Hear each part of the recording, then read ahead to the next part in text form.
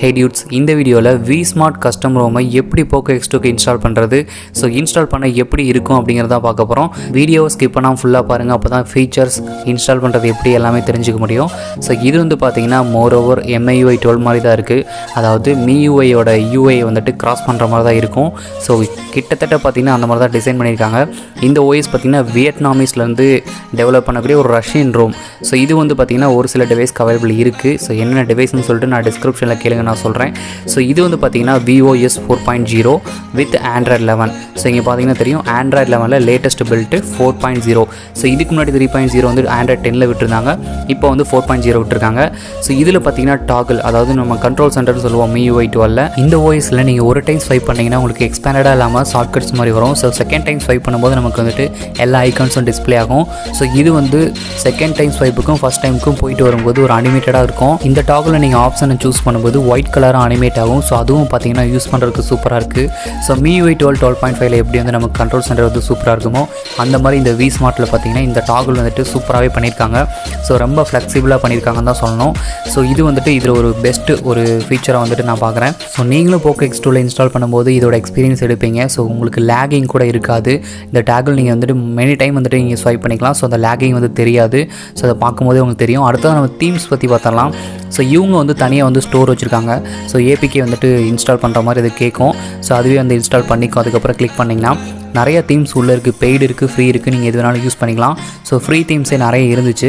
அடுத்ததாக home screen செட்டிங்ஸில் என்னென்ன இருக்குன்னு பார்த்துடலாம். ஸோ இதில் பார்த்தீங்கன்னா MIUIயில் நம்ம செட் பண்ணுற மாதிரி ட்ரான்சிஷன் வந்து செட் பண்ணிக்கலாம். ஸோ இதில் ஒரு 4 கொடுத்துருப்பாங்க.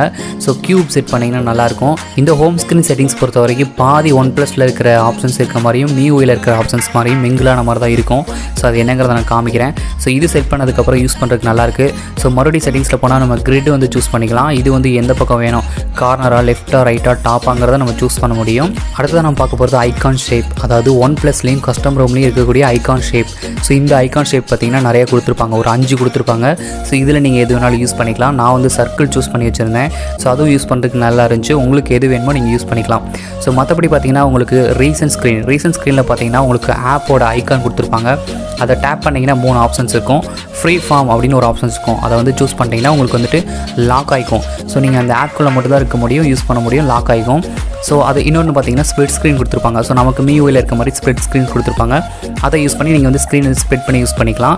ஸோ மற்றபடி பார்த்தீங்கன்னா செட்டிங்ஸில் பார்த்தீங்கன்னா பேட்ரி. ஸோ பேட்ரி எப்படி இருக்குன்னு பார்க்கும்போது பேக்கப் கொஞ்சம் நல்லாவே நிற்கிது. ஸோ கஸ்டம் ROMஸில் நம்ம எப்படி பார்க்குறோமோ ஸோ அந்த ரேஞ்சிலேயே நல்லா நிற்கிது. ஸோ ரொம்ப வந்துட்டு இருக்குன்னு சொல்ல முடியாது. ஏன்னா நம்ம ஒரு சில கர்னல் மேனேஜ்மெண்ட்லாம் பண்ணுவோம். இதில் கர்னல் மேனேஜ்மெண்ட் பண்ண முடியாது. ஏன்னா இவங்க வந்துட்டு அந்த டிவைஸ்க்கு சப்போர்ட் பண்ணுற மாதிரி ஒரே ஒரு கர்னல் தான் போட்டிருப்பாங்க. ஸோ கேமிங் வந்து எப்படி இருக்குன்னு பார்க்கலாம்.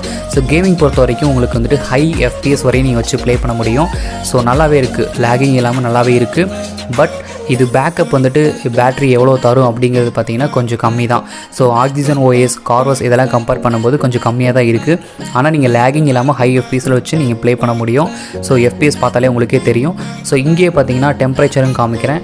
டெம்பரேச்சர் பார்த்தீங்கன்னா 38, ஒரு அரை மணி நேரம் நான் ப்ளே பண்ணி தான் கட் பண்ணி எடுத்தேன். ஸோ இதில் பார்த்தீங்கன்னா எனக்கு 38 வந்து % வந்துட்டு டெம்பரேச்சர் வந்திருக்கு. ஸோ நீங்கள் வந்துட்டு ப்ளே பண்ணி பாருங்கள் எவ்வளோ வருதுன்னு சொல்லிட்டு. ஓகே, இந்த vsmart OSஐ எப்படி நம்ம ஃபோனுக்கு இன்ஸ்டால் பண்ணுறதுன்னு தான் பார்க்க போகிறோம் இப்போ. ஸோ வீடியோ வந்துட்டு ஸ்கிப் பண்ணால் பாருங்கள். இந்த இடத்துல நீங்கள் கண்டிப்பாக கவனிக்கணும். ஏன்னா இந்த இன்ஸ்டாலேஷன் ப்ராசஸ் கொஞ்சம் டிஃப்ரெண்ட்டாக இருக்கும். ஸோ நான் டிஸ்கிரிப்ஷனில் ஒரு ஃபைல் லிங்க் கொடுத்துருக்கேன். அதை டவுன்லோட் பண்ணிங்கன்னா ஒரு ஜிப் ஃபைல் டவுன்லோட் ஆகும். அதை எக்ஸ்ட்ராக்ட் பண்ணிங்கன்னா கிட்டத்தட்ட பார்த்தீங்கன்னா 3 ஃபைல் உங்களுக்கு இந்த மாதிரி வந்து எக்ஸ்ட்ராக்ட் ஆகும். ஸோ இந்த 3 இமேஜ் ஃபைல் தான் மெயின். அதில் 3வது ஃபைல் சூப்பர்னு சொல்லிட்டு இருக்கும். அது மட்டும் பார்த்தீங்கன்னா 8 GB கிட்ட வரும். ஸோ இந்த OS ஃபைலே பார்த்தீங்கன்னா ஒரு 2 GB தான் வரும். இதை எக்ஸ்ட்ராக்ட் பண்ணும்போது தான் உங்களுக்கு அதிகமாக வரும். ஸோ அதை பற்றி நீங்கள் கவலைப்பட வேண்டாம். ஸோ இதை வந்து உங்கள் ஃபோன் ஸ்டோரேஜில் எக்ஸ்ட்ராக்ட் பண்ணி வச்சுக்கோங்க. WinRAR யூஸ் பண்ணி, இல்லைனா ஏதோ ஒரு ஜிப் அர்ச்சிவர் யூஸ் பண்ணி எக்ஸ்ட்ராக்ட் பண்ணி வச்சுட்டு TWRPயோ இல்லை கஸ்டம் ரெக்கவரியோ போயிடுங்க. அதில் வழக்கம் போல் வைப்பில் போயிட்டு டால்விக்கு டேட்டா கேச் 3 தான் செலக்ட் பண்ண முடியும். ஏன்னா நமக்கு சிஸ்டம் இருக்காது. ஸோ 3 செலக்ட் பண்ணிட்டு நம்ம வைப் கொடுத்தோம்னா வைப் ஆகிடும். ஸோ இதுக்கப்புறம் பேக் வந்துட்டு டவுன்லோட் பண்ணி வச்சுருக்க 3 ஃபைலை சூஸ் பண்ணுங்கள். அதில் ஃபஸ்ட்டு ஃபைலை வந்து நம்ம செலக்ட் பண்ணணும். செலக்ட் பண்ணோன்னே நிறைய ஆப்ஷன் காமிக்கும். ஸோ ஃபஸ்ட்டு பார்த்தீங்கன்னா பூட் அப்படின்னு ஒரு ஆப்ஷன் இருக்குது. செலக்ட் பண்ணோன்னையும் இதுலேயே பூட் அப்படிங்கிற ஆப்ஷன் கொடுக்கணும். ஸோ கொடுத்துட்டு நீங்கள் ஸ்வைப் பண்ணிக்கணும்.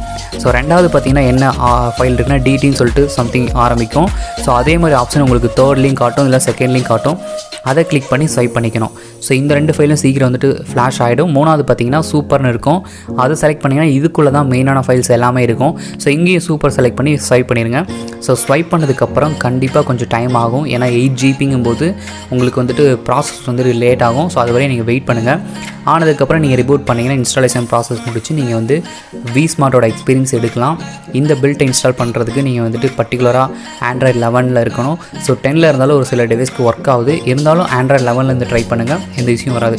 ஸோ ஃப்ளாஷ் பண்ணதுக்கப்புறம் யூஷுவல் போய் ஃபார்மேட் பண்ணிடுங்க. ஃபார்மேட் பண்ண மறந்துடாதீங்க. ஃபார்மேட் பண்ணாமல் பண்ணிட்டீங்கன்னா உங்களுக்கு பூட் லூப் ஆகிடும், ஃபோன் ஆன் ஆகாது. அப்படின்னாலும் நீங்கள் ரெக்கவரிக்கில் வந்துட்டு மறுபடியும் ஃபார்மேட் பண்ணி ரிபூட் பண்ணிங்கன்னா உங்களுக்கு ஓஎஸ் வந்து பூட் ஆக ஆரம்பிச்சிடும். ஏன்னா நமக்கு வந்து சிஸ்டம் அப்படிங்கிற ஆப்ஷன் கிடையாது. ஸோ அதுக்காக தான் நம்ம இந்த மெத்தடை யூஸ் பண்ணுறோம். ஸோ ரெக்கவரிக்குள்ளே வரீங்க, 3 ஃபைலையும் செப்பரேட்டாக ஃப்ளாஷ் பண்ணுறீங்க. டால்விக் கேச் டேட்டாவை கிளியர் பண்ணுறீங்க, 3 ஃபைலையும் ஃப்ளாஷ் பண்ணுறீங்க, ஃபார்மேட் பண்ணுறீங்க, ரிபூட் பண்ணுறீங்க, அவ்வளோதான். ஸோ இது இன்ஸ்டால் பண்ணால் அதுக்கப்புறம் ஸ்டாக்குக்கு போகணும்னு நினச்சிங்கன்னா ஸ்டாக் ரோம் எடுத்து நீங்கள் ஃப்ளாஷ் பண்ணாலே போதும். ஸோ இப்போ நம்ம இன்ஸ்டாலேஷன் வந்துவிட்டோம். ஸோ இதே மாதிரி உங்களுக்கு இன்ஸ்டாலேஷன் வரும். யூஸ் பண்ணி பாருங்கள், எப்படி இருக்குன்னு கமெண்ட் பண்ணுங்கள். ஸோ கேமிங் எப்படி இருக்குது எல்லாமே சொல்லுங்கள். இந்த மாதிரி புது கஸ்டம் ரோம்ஸ்லாம் வந்துச்சுன்னா நான் வந்து அப்லோட் பண்ணுறேன். ஸோ மேக்ஸிமம் நான் டெய்லி டிரைவர் யூஸ் பண்ணுற மாதிரி தான் கஸ்டம் ரோம் போடுவேன். ஸோ இது வந்து எப்படி இருக்குன்னு ட்ரை பண்ணி பார்க்கலான்னு தான் போட்டேன். பிடிச்சிருந்தால் இன்ஸ்டால் பண்ணுங்கள். வீடியோ பிடிச்சிருந்தால் லைக் பண்ணுங்கள், சப்ஸ்கிரைப் பண்ணுங்கள். தேங்க்யூ ஃபார் வாட்சிங்.